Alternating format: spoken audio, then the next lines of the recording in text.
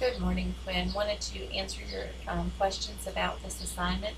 You did not directly talk about which assignment it was. This one was actually due earlier in the week, and so I am assuming it's this one, especially because you hadn't done it yet. But if for some reason I've assumed wrong, please let me know if there and tell me the exact name of the assignment you'd like me to give more directions on. So this one, the formative assessment assignment, um, so this first top part is kind of an explanation of the assignment, and then you're going to observe and document the impact of using creative approaches to supporting language and literacy. So it starts here on number one, and it tells you that you should select two books that the children don't already have in the classroom and they haven't already been read 100 times. So they should be new books for the children. Two different ones. They should be very similar in length, similar in difficulty.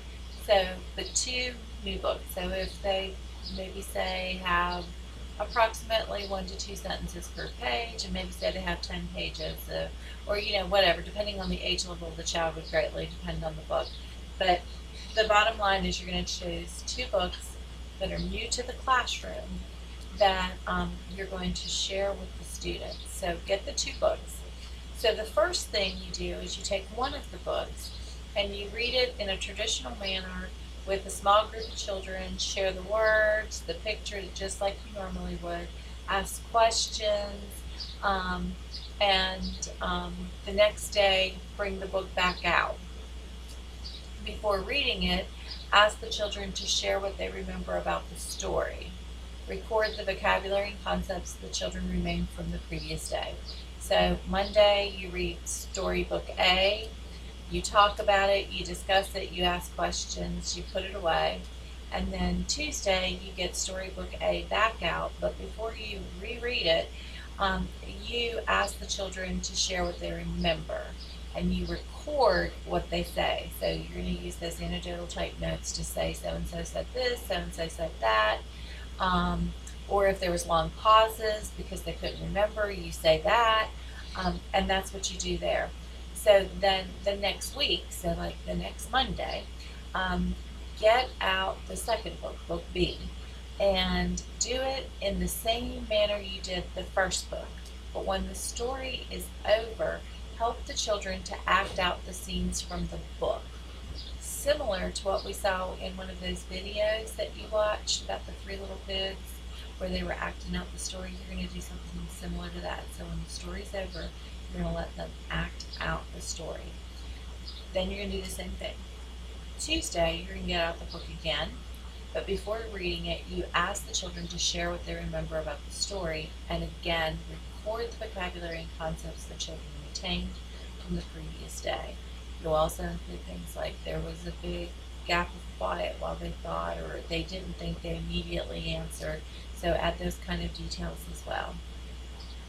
Then what you're going to do is compare the results for the two book reading approaches. What differences did you notice?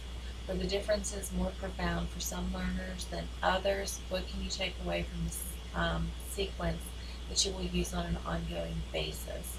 So you're going to make a Microsoft Word document. You'll talk about the children you worked with, the size, age, and setting. You're going to tell me the two books that you selected to use, detailed description of the reading, and the second day when you ask them to tell what they remembered, you're going to give a detailed description of that. And then you're going to do it again for book B. So you're going to have a detailed description about book A, a detailed description about book B, and then here the analysis of the questions presented in step 4 right here, and the answers, the 3 underlined questions, and they're right here for you. So that is what you are doing. You could potentially condense this down into 1 week because you're obviously kind of running behind on this one.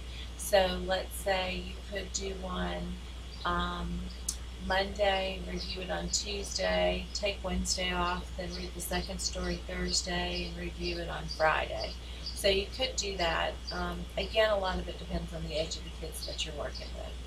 If you have any other questions, feel free to call me, email me, let me know which part of it I can go into more detail with. Thanks. Have a great day.